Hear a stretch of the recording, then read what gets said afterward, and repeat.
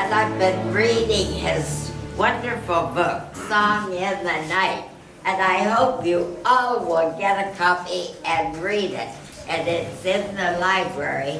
And it really is, he's such a good writer.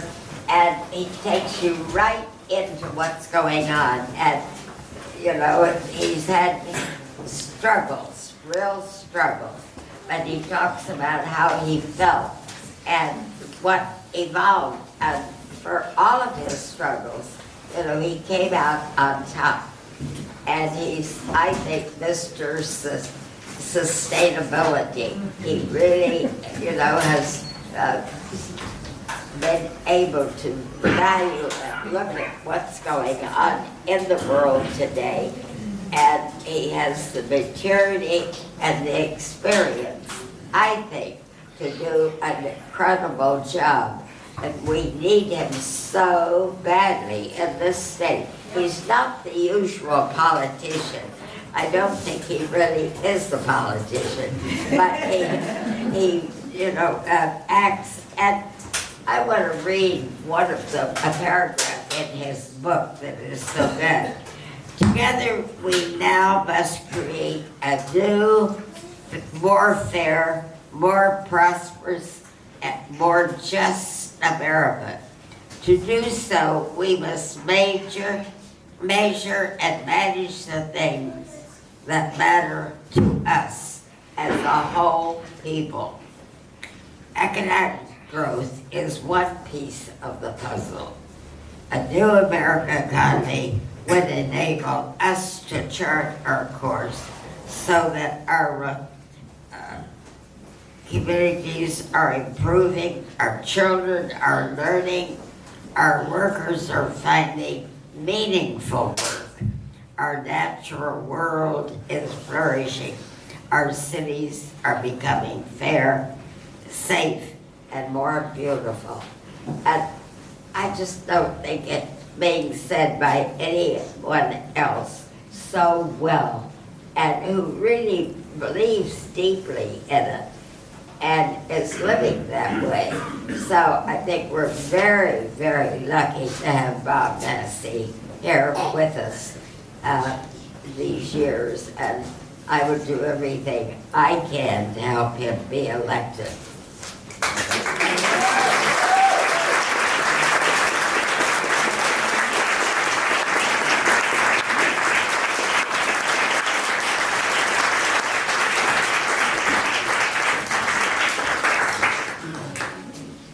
Francis, shall we take you back so you can see me?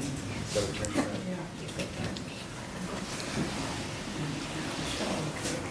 Good, this way.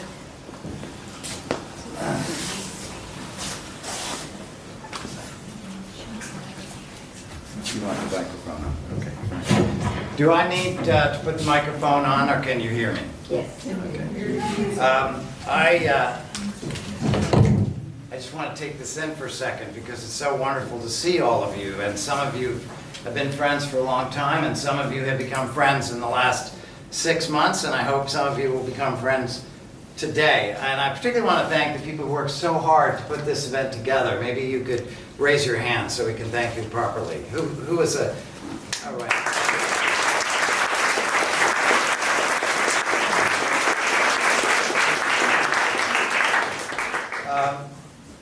I have a timer in my pocket that will go off in 8 or 9 minutes, and then I will stop. And I hope. And then we'll open up for questions, because I find that's the best way for me to learn from you and for you to ask what you most want to know about me or about us.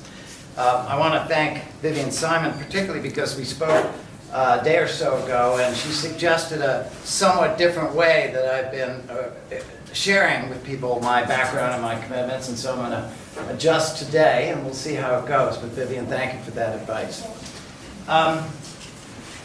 So in this particular race, you have 3 candidates. The other 2 candidates are good friends of mine, and I think they're good people. And I get asked a lot, what are the differences between me and the others? Ultimately, that's something you're going to have to decide, but I want to tell you a little bit about my story that may help you make that decision. And it's an intermingling of my personal story, which involves some complicated medical challenges, and then my fight for social and economic and racial and gender justice. These two things go together. So some of you know that I was born with a serious genetic illness called hemophilia that causes bleedings in your joints, and it meant that as a boy I was mostly in a wheelchair.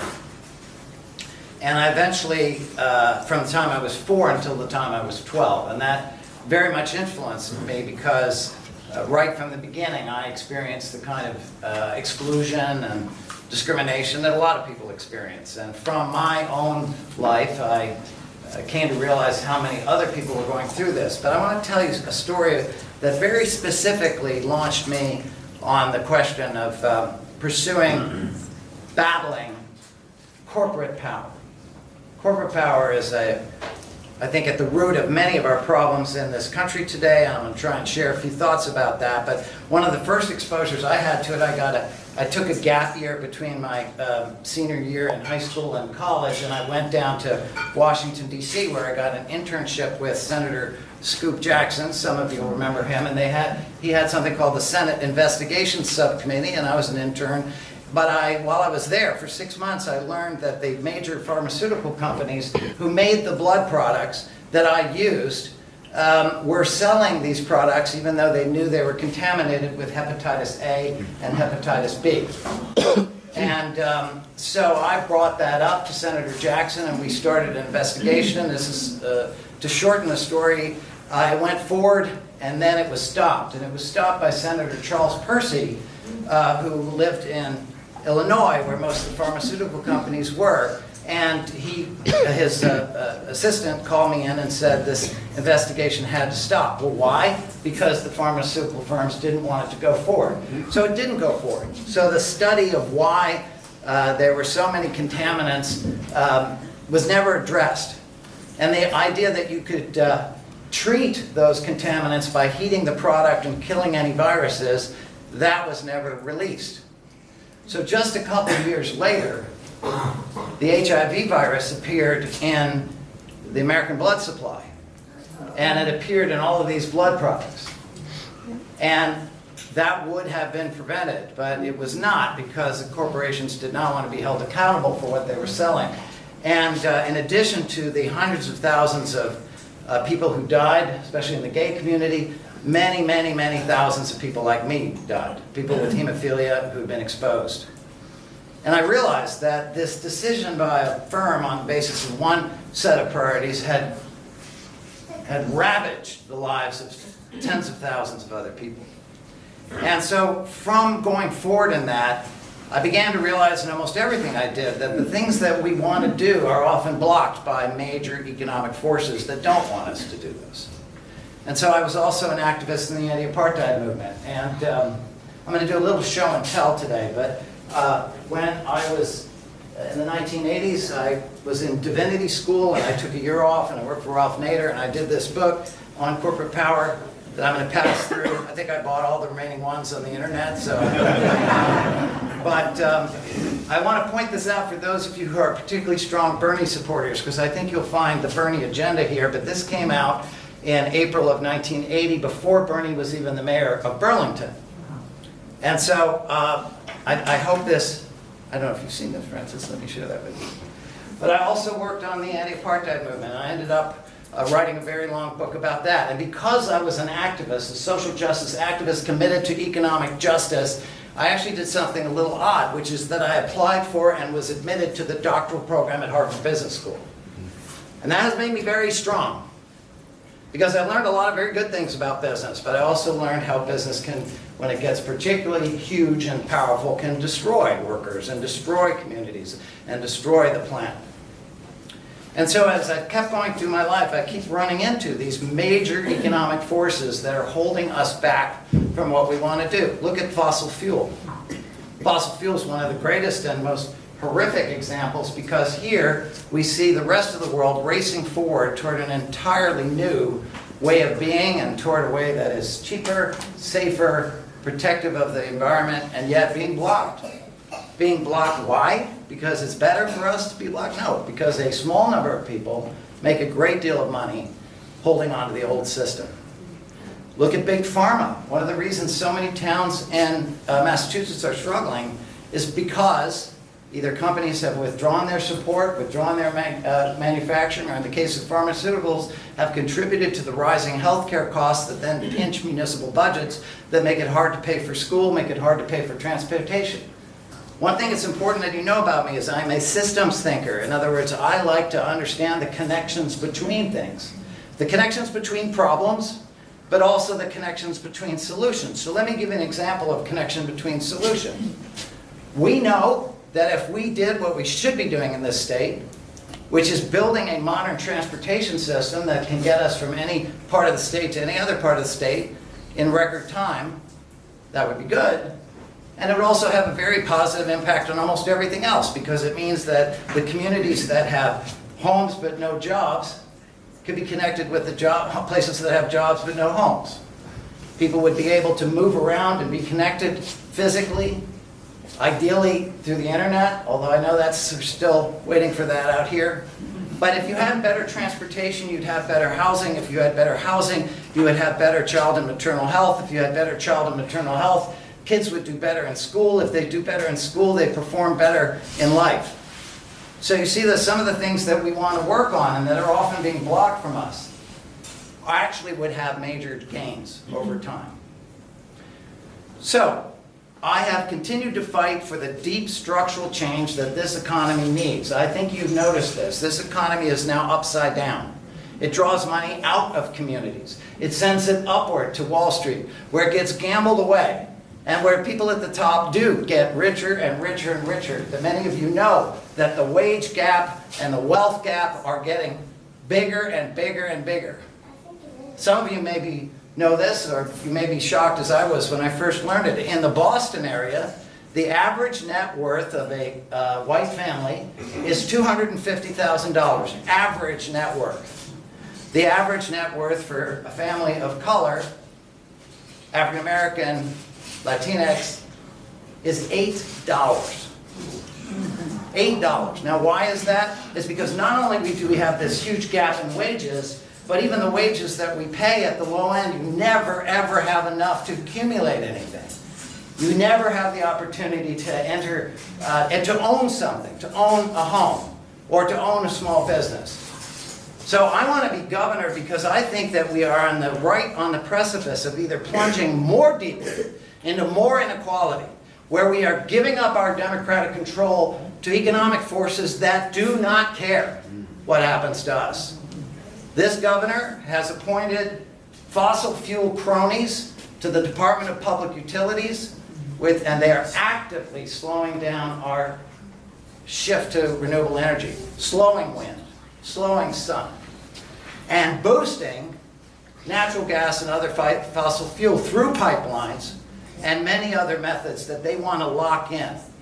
So what I see when I look at the state is a pattern where most people want to see these remarkable gains and are ready for those gains and are ready to come together and be inspired and act in their local communities.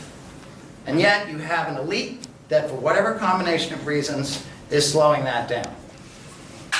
So I believe that I could be a good governor because of the kinds of things that I've done. Not only have I fought for the forms of justice that I know you share, but I've also had considerable success.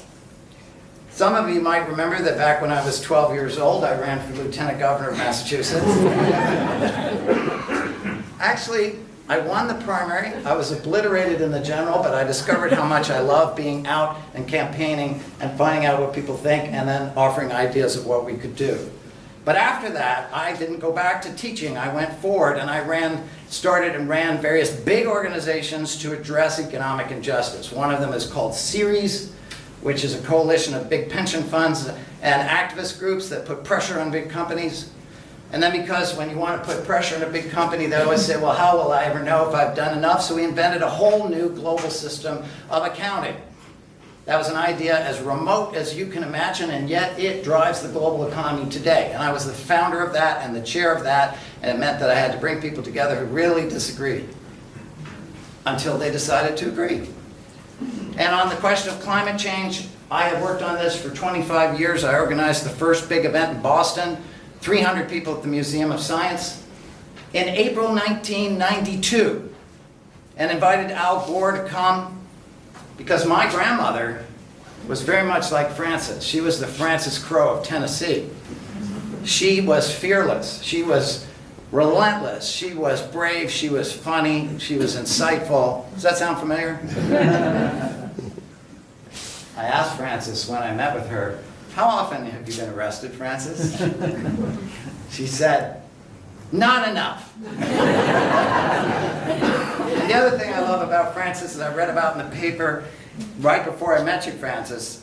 Frances said that my goal in life has been to wake people up. That's my aspiration too. And I draw my strength and energy from you. So, where could we be going? Just think about where we could be going. Instead of having a governor who's, frankly, his recent State of the Speech was really disappointing because he said, compared to last year, we had a 4% raise in this, and compared to this, with this. But there was no addressing of the many problems we face, no consideration that most people do not have access to a good home, do not have access to good school, do not have access to a doctor or a job. He didn't talk about that, nor did he lay out a plan, a 10-year plan to move us to renewable energy, or maybe make it a 5-year plan, nor did he put out a transportation plan, nor does he have any idea how to bring down the cost of higher education, let alone redesign our educational system, or deal with affordable housing. This is a massive failure at a moment that we can least accept it. Nor did he happen to mention the word Trump. I wonder why. He has been straddling that barbed wire fence between Trumpism and core American values for a long time. I think that's going to catch up with him.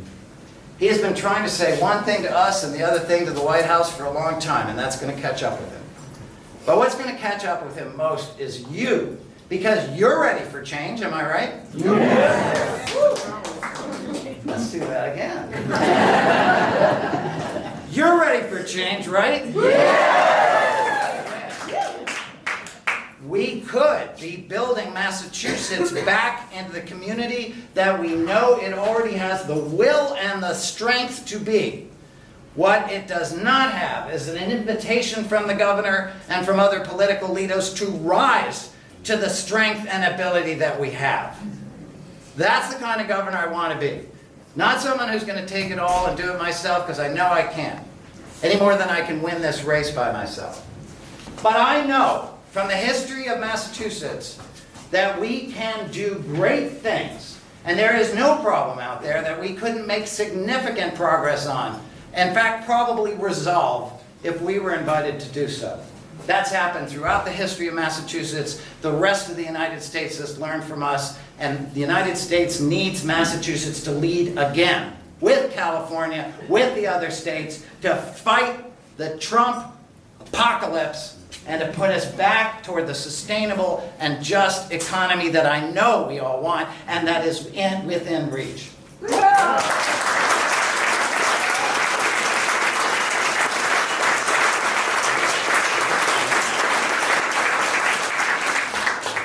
So I just want to wrap up by saying, I feel a certain amount of energy, not just here, but around the state. And I know you get up and you read the paper and it says Charlie Baker's the most popular governor since the invention of the universe. I am not worried about that. I'm not worried about it because I think after visiting 200 communities, I know where our hearts are. And I know that even the people who voted for Trump did so often out of grief and anger and frustration because they want to see change too. And I know that when people really take a look at this race, and when people remember that this race will also involve the re-election of the great Senator Elizabeth Warren and the great Attorney General Maura Healey. Elizabeth Warren got 1.7 million votes when she was elected. Charlie Baker got 1.1 million votes. So there's 600,000 extra votes out there that we can go and get. And when we go and get them, and turnout rises, and the blue tide comes in all across the country, if we can win in Virginia, if we can win in New Jersey, If we can win in Wisconsin, if we can win in Alabama, we can win in Massachusetts. And that's what I'm asking you to join me to do.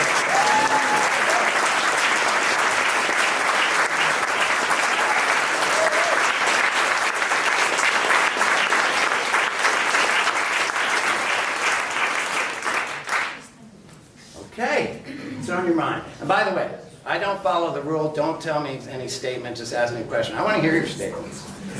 I want to hear what you think. Yeah. So I'm really concerned that our public sector is not in the 21st century. That our education system, our infrastructure, our city governments, our local governments, that we're behind, we're falling behind the rest of the world. And I've traveled enough to see that beautiful public buildings in other countries, and it doesn't seem like we're doing a heck of a lot, and our inner cities are falling apart. And yet the counter argument that, well, we need to fund the military, we need to protect everyone, is so easily derails our desire to have just a better place to support each other.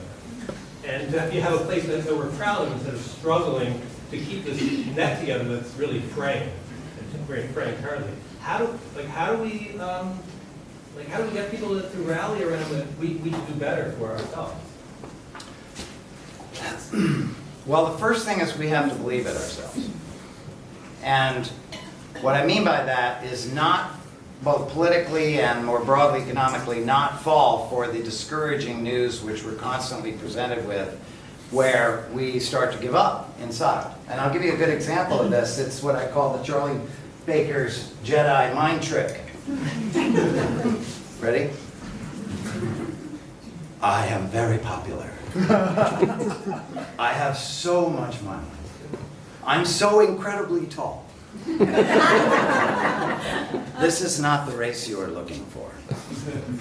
And really, he's actively trying to discourage people. He's trying to say, I don't even worry about the governor's race. Doesn't even matter. It's hopeless. Well, it's hopeless if we give up. It's not hopeless if we don't give up. My wife is a professor of architecture and a designer, and one of the things she says that her job is with students is to help them see things that are not yet there. And that's what our politics should be about, helping us to see things that aren't yet there. And what we get from the Republican Party is not only that they're not there, you're never going to get them. And you might as well give up right now because we have other concerns. We have to pay for the military. We have to give tax cuts to people who already have so much money they could never, ever spend it. All on a theory that people know doesn't work. So, to answer your point directly, we need to show people what is possible. Remind them what is possible. And remind them that elections are about choices. Let me just ask you something. If Charlie Baker were not the incumbent and he didn't have all this money, how do you think I'd do against him? I think I'd tear him to pieces. Because he really doesn't have that much to say. He may be a nice guy, it's not the right guy for now. So really the only thing that we have is that he has more money. Okay, that's kind of scary. But what problem is when we say that's the only thing that matters. And when I was asked about this reporter, well, you know, the money's the only thing that matters, I said no. What matters are votes. And it is not automatically true that if you have more money, you get more votes. So that's where all of you come in. And to come back to your point, sir, what was your name? Michael. So Michael, all of the things that I talked about, I felt the energy in the room go up when you thought, my God, we could have a transportation system that would really work. And maybe we could lead on renewable energy. These things are not science fiction. Or we could address the opioid crisis in a serious way. Or we could provide a comprehensive system of education that starts at 0 and ends at some 110. We could do that. But to do it, we have to believe it, because what we believe is what directly influences what happens. And the sad thing is the point that you made, all we have to do is look around the world, because these things are not science fiction. They already exist everywhere. And we sit here thinking, wow, America's the greatest nation in the world. It is if you don't look outside of our borders. And then you see what's happening. I'll just give you one final point. The Chinese have already hit 50% of their total electricity from wind. We just put the first 5 windmills in the United States off Block Island a year ago. So we are behind. I'd like to help fix that. Yes, ma'am. What you're talking about, I think, is leadership. I think there's been a huge vacuum of leadership in the United States in many situations. When a governor is not laying out, this is where we need to go, there's no leadership. Now, what you're saying is leadership. Thank you. I was in Yarmouth about 2 months ago and talking to a somewhat smaller group, and I said, tell me, what is the role of the governor? And I heard a lot of things. You know, I heard manage the budget and appoint the right people and hold the legislature back from its worst ideas. I mean, those kinds of things. And then one woman got up and she said, I think the role of a governor is that a governor has to address the immediate problems that people are facing, but also look into the future, see what's coming, and help us to prepare. So for me, leadership isn't the behavior of one human being. It's a style. It's an invitation. It's a collective form of imagination. Because all people really need to create that tone of leadership is to be invited to imagine. If we stayed here for another hour, we could design the solution to a whole bunch of stuff. And in fact, I just want to tell you,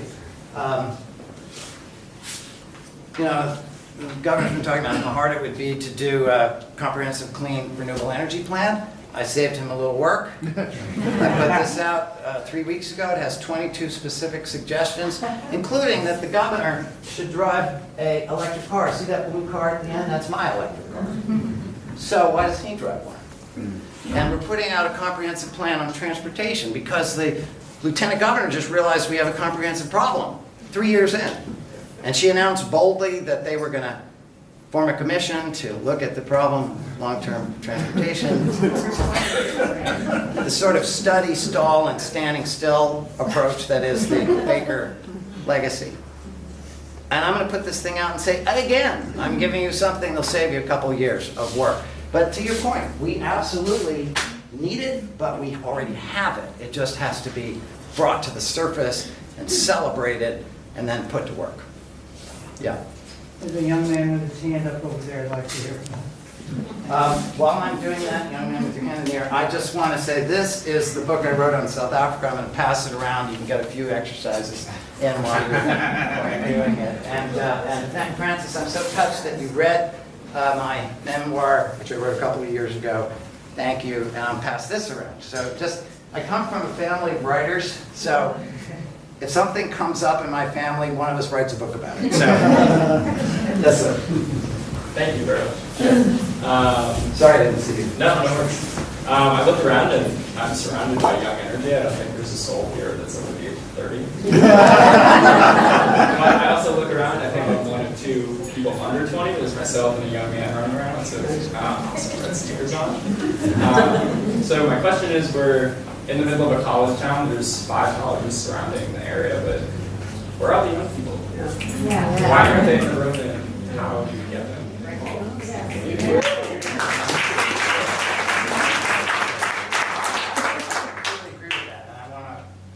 Respond in 2 ways. One is they may not be here, but they're in other settings. So, but also, I'll offer the question back to you. Are you in college here, or are you? Yeah, I go to UMass. Okay, so I'll come back, and you can help me organize UMass. Perfect. Okay. In fact, on I think it's Monday, I'm going to 2 universities of Eastern Mass.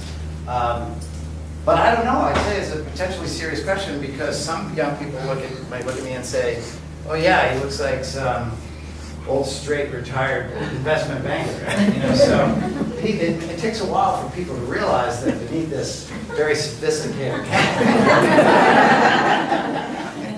is a heart that actually burns with justice. And I think that would be cool, don't you? I mean, if I got elected, everyone would say, "Oh, he's not going to be so bad." And then we start making dramatic changes. But it's a real question. I'm not in any way pushing it off. I would like to find tens of thousands of young people.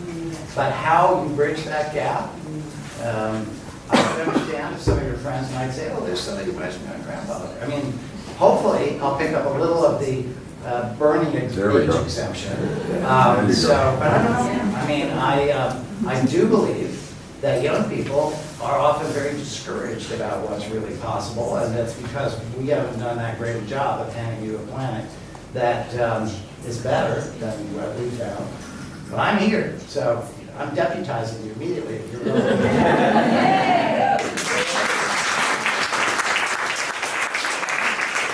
I'd like to comment about that because I was recently at a meeting about the Amherst Charter. Right. And we were told that the most common age for voters in Amherst was 70. Wow. Second most was 71, third most was 69. So yes, we need to energize the young people, but don't write off the older ones. Don't worry. I do need to share with you some sort of troubling news, which is that there's a group called the Environmental Voter Project, and they have identified as committed environmental voters are among the worst voters in the state. And I don't know exactly why, but sometimes environmental folks can get very focused on a policy and don't get involved in electoral politics. So, you know, we want to stop pipelines, but not, and I'm just picking an example. I oppose pipelines. But it would also help to get a governor in who would stop pipelines rather than trying to persuade a governor who doesn't give a damn about it. Yeah. And then secondly, sadly, young people also don't vote in great numbers. And whether that's because they haven't been invited to, or they've lost hope in the process, or they walk into a Democratic town committee and the average age is 70. I mean, when I ran for lieutenant governor, I met a lot of city and town committee chairs all over the state. That was 24 years ago. I could name 15 towns right now where the same exact people are still in charge 24 years later. And they're very good people and they work very hard and I respect that. But it's not a system that really welcomes new energy and new ways of doing things. So I think we have our work cut out for us in that area.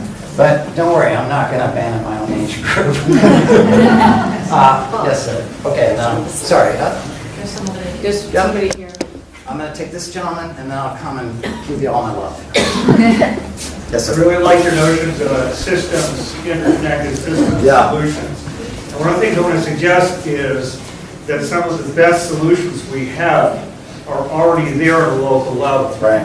They're not being utilized. And I'm very glad to address this question standing right here because we need far more democratic control over our utilities. Now, we do have municipal utilities across Massachusetts, but here's the interesting thing. They were put in between 1890 and 1920 in the progressive movement. And then the utilities got a veto power. So there have been no new ones since 1920.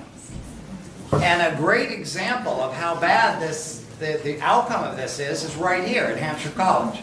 Because Jonathan Lash is a very good friend of mine, and he told me the story of how they tried to get off the grid, and they put in all of this incredible technology so that they could teach students about it. And I can't remember whether it's Eversource or National Grid, whoever's right here. Who is it? Eversource. Eversource. Okay, today we're going to beat up on that. Eversource fought every single step of the way, every pole, every wire, every permit. And they drove Jonathan crazy. Why did they do that? Because they don't want people going off the grid. And why don't they want that? Because it means that the hedge funds that own our utilities make less money.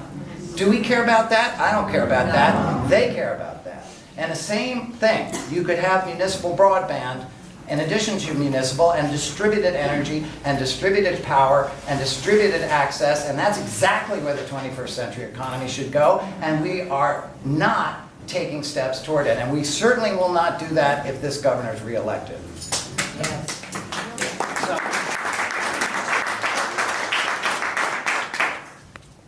Just to make you really understand how bad this is, I could list several other ways in which we're losing billions of dollars.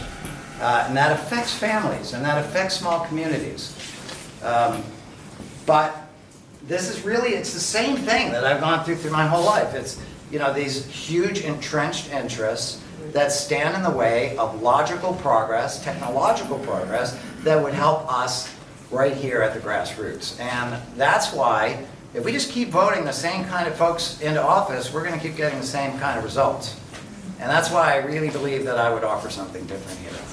Okay, now over here. Okay, I'm going to look for Alicia. So I have some concerns about the way that we are engaged by the State House out here in Western Mass. I know that people east of Worcester kind of think that the state ends with Worcester, and it does not, because here we all are. So I know that you and I have talked once or twice about your plans to better engage the western portion of the state, and I thought that everybody here might like to hear about that a little more. Well, thank you, Alicia. I hope I've started by demonstrating my commitment by spending a lot of time here. And I intend to keep doing that. And one of the things that I think you're referring to is that I've also promised to move the governor's office 2 days a month to a community that has long felt overlooked or ignored. So Western Mass would do pretty well in the stakes to get me to come out here. And the reason that'd be so great is because we could bring all the local elected officials together, and we could dream up some big stuff. We'd have open office hours for regular citizens. But most important, I think, is asking anybody who happens to want to meet with me that day to meet with me here. So people would have to drive across the state and discover that there is something on the other side of Worcester. Not just dragons. There be dragons. But even more than that, the logic of our Commonwealth is that all of our pieces of our Commonwealth should prosper. And right now, the disparities are immense. And I knew that a little bit more abstractly before I started coming out and talking to folks like you and visiting Chicopee and Holyoke and all the Pittsfield, all the towns around here, of course, Amherst, Northampton. I mean, really understanding the depth of the challenges here. Alicia, is there something I'm forgetting to say from what we've done? Okay.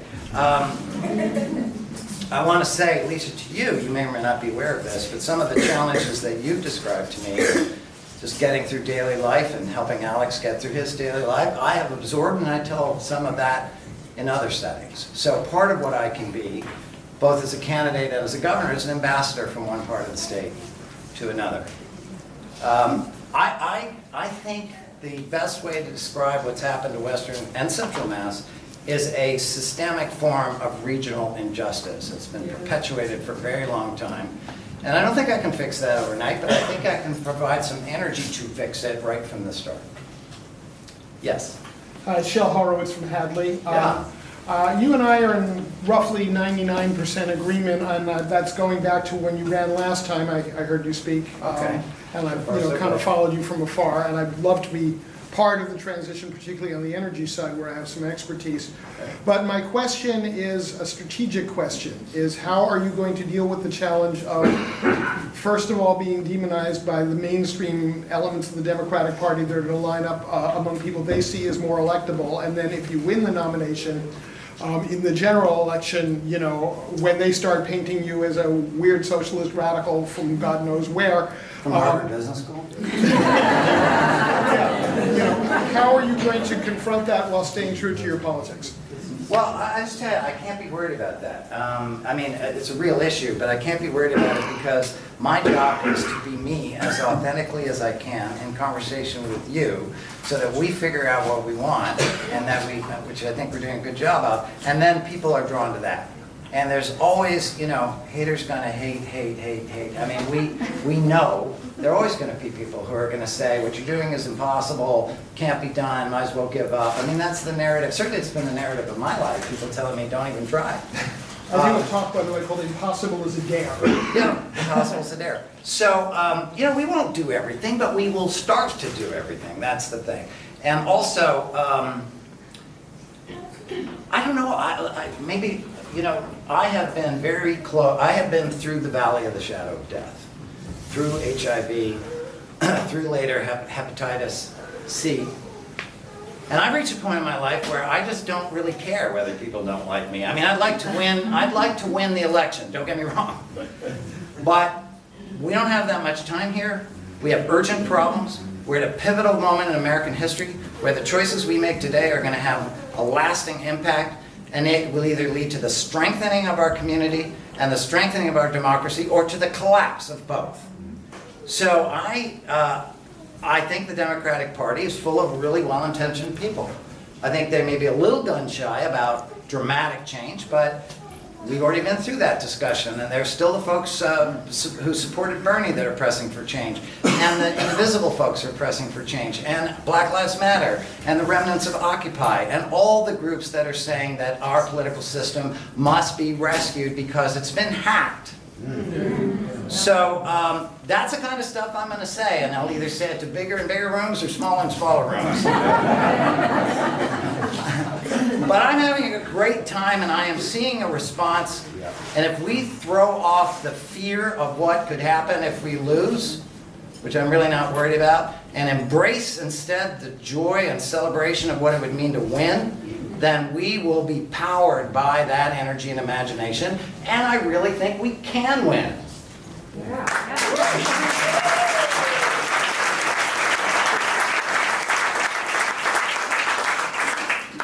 Yes. Greg from Greenfield, I think it's really important with talking to the young person over there. I'm a big Bernie supporter, and I think if you can tap into our revolution as much as you can, that's huge for you in the state. I mean, especially out here. I mean, he crushed it out here. There's huge support out here for Bernie. And I think there could be huge support for you from the young people. If you could tap into our revolution, that would be huge. Well, so far so good. Our revolution has a lot of issues it needs to work out about its process. Yeah, it's a big... But 12 or 13 or 14, I've lost track, local affiliates are either endorsing me or getting ready to endorse me, so I feel very good about that. Yeah. I'm a little concerned that if our revolution folks, and in fact everybody here, doesn't jump into that caucus process and get yourself elected delegate or get people you want, then we're going to all feel really passionate, but it might be the only person going to the convention is me. And that wouldn't help me. So I really want you not just to engage, but to engage in a way that has an impact on this process right now. Yep, yep. Okay, thank you very much.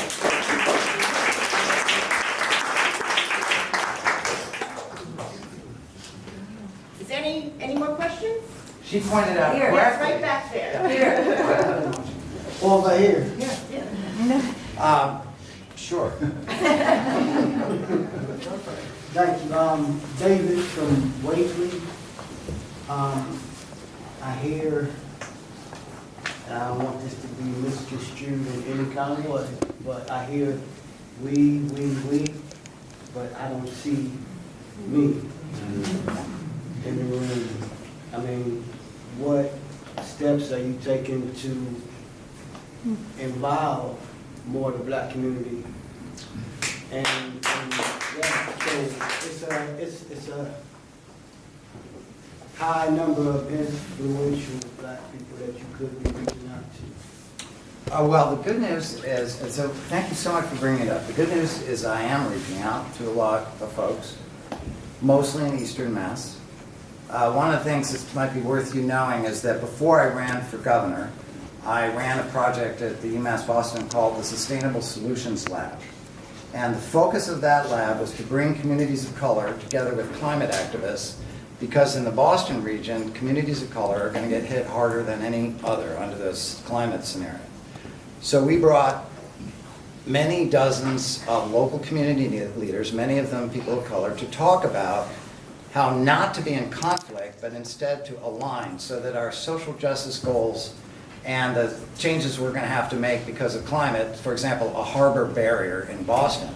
If we have to spend $5 billion building a wall across the front of Boston so Boston doesn't drown, then the people who build it should be people from the community who need work.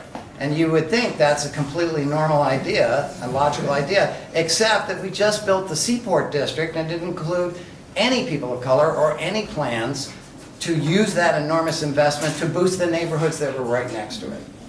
So I still have a ways to go. When it comes around, I have spent a lot of time thinking about race here in South Africa. And I speak a lot about institutionalized racism. It's a real thing. And I would like to think that as a governor, I won't take the spotlight off of that. I mean, so I'm a weird guy, and you're going to have to decide it. I am a white person who cares a great deal and wants to find a pathway forward and speak against institutional racism. And I'm a man who cares a great deal about gender justice. Now, I can only do so much as a white man, but I can also speak to a community that often ignores these questions. So thank you, and if you wouldn't mind, let's keep talking. I mean, in Western Mass, I think we could all use a little more diversity. But that's true across the whole state, and it's true in my campaign as well. So thank you. Not just So involving people in in your campaign, but actually, like, what things can you think of doing? I started to talk about this, but not quite as explicitly, in the wage and wealth gap. So as I have worked with many community leaders on this problem, the number one thing that I hear is that this is fundamentally about ownership. How do you get a leg up? How do you not rent your whole life and then get displaced when somebody comes along and asks for a higher rent? How do you get in a position where you can be a wealth generator by owning a little shop or building a small business? And one of the biggest barriers for communities of color and immigrant communities is getting that first leg up.